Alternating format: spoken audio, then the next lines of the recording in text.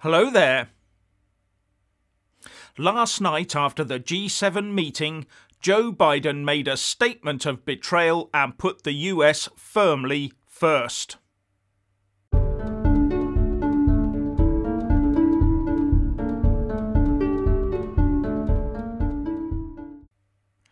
As per usual, please like, subscribe and comment below. And when subscribing, please do press that little bell, but also select the all option, or you won't get any notifications when I publish a new video. With the fate of millions in Afghanistan at stake, as well as the fate of many thousand that put their lives at risk to help the US effort in that country for 20 years, Biden the betrayer last night decided to put them at the back of the queue. Right at the back, together with the countries that had allied themselves with the US efforts. For the first 5 minutes or so of that speech, he talked about internal US economic issues, all totally aimed at the domestic US voters to try and make himself look good, saying things like, "Economic growth is up to the fastest it's been, the fastest rate in 40 years, and unemployment is coming down." Not surprising given the globe is emerging from the worst effects of the political decisions taken to shut the economies down in the face of this pandemic. And he also said, "My goal is to build an economy from the bottom up and the middle out, not just the top down." He's just come out of a G7 international crisis meeting, for God's sake, where the international reputation of the US going forwards is front and centre. This will do nothing to undent the already far-reaching damage done by him.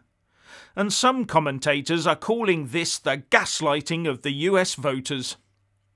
And looking at Biden's handling of the Afghanistan issue, you have to wonder if the US economic recovery is more despite Biden and his policies than because of them.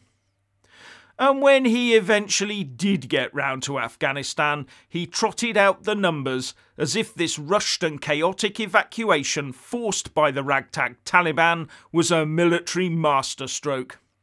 And he talked about how they were working with the Taliban, you know, the people that harboured the 9/11 planners. And he had the temerity to talk about the strong agreement between the G7 members on all of this.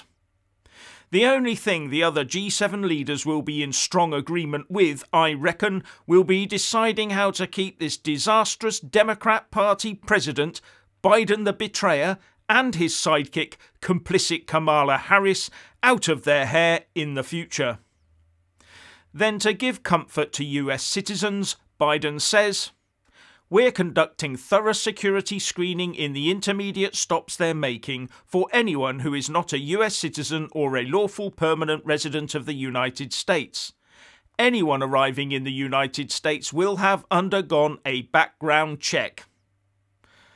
And overnight we hear that about 100 on the US watch lists have already been carted out on US flights. The Mail Online reported earlier today, as many as 100 Afghan evacuees flown out of war-torn Kabul are on intelligence agency watch lists, a United States government official warned on Tuesday, as it was revealed one passenger flown out to Qatar has potential ties to ISIS. Then at the end of the statement, Biden the betrayer picked up his speech papers, turned and exited stage left, leaving the press to shout unanswered questions at his back. Again. Democratic scrutiny is not in the lexicon of the Democrat Party's president, it seems. The whole thing was a very poor attempt at smoke and mirrors to try and fool the US voters into believing he was in control of something that he had never really had a grip on at all. And right now people are beginning to worry about an attack on the Allied forces during these last hours of our withdrawal, or a last-minute panic stampede of Afghans flooding on the runway as the last flights prepare to leave. Predictable things that I've talked about before. So what now? Well, keep watching. But first, I just want to say a massive thank you to all my Super Thanks, Patreon and PayPal supporters, as well as all of those that do buy a mug with my mug on it. Links in the descriptions box below. You really do help me keep this channel going. So we now have 6 days left to get everyone out, including the troops and diplomatic personnel. But many Afghan helpers will now find themselves discarded, left to rot under the iron Taliban rule. And the talk is that the UK might have to pull up stumps maybe a day or more early. What else can we sensibly do? And the French have already said they will probably be fully out by the end of play tomorrow, Thursday. And the Telegraph reports that the French European Affairs Minister Clement Beaune told C News TV that a new migration agreement will be needed between the UK and the EU. Sounds to me like the French want us to lay on an official one-way ferry service and have us pay for it too.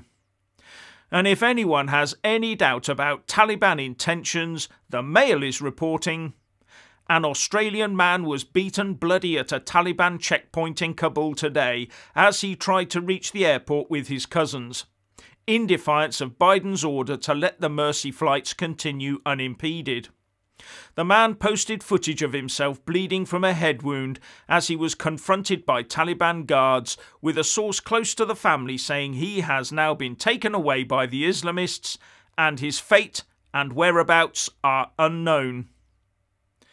The next few days could prove harrowing for many of us, but it is the ones left behind to undergo the stark change from the beginnings of a forward-looking country to a backward, cave-dwelling-like existence of hate and terror that we should be thinking about right now. But once the dawn arrives on the 1st of September, Joe Biden will have washed his hands of Afghanistan, and he and his supporters will do all they can to airbrush the event from their and our recollection. Although Biden's hands will always be stained with red. But they're obviously hoping that come the next US election, no US voter will know an Afghanistan even exists, let alone the US involvement in it, and especially their ignominious withdrawal from it. But I would surmise that any dreams Biden had of a second term are now firmly in the garbage can. And as far as I can see, Biden has set out his stall not just for America first, but for America only. I suspect all his talk about concentrating on China will evaporate as fast as the Taliban takeover of Afghanistan. Far from concentrating on China, he's gifted the Chinese Communist Party an untold wealth of minerals right on their doorstep, together with a willing partner in the form of the Taliban. And the Taliban can rest easy that, unlike the West, China won't keep barking the words human rights at them as they whip their populace into compliance. I suspect Chinese leaders would rather approve of the Taliban approach, don't you?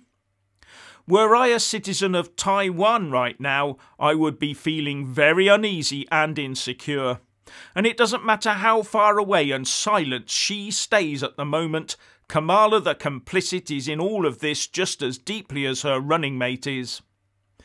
Joe Biden, with his speech last night, just signalled to the world that the US is no longer prepared to act as the world's policeman. No, the US will now be looking inwards, and it will be up to the rest of us to decide what we do to protect our own interests. And it puts the solidarity of NATO at risk too.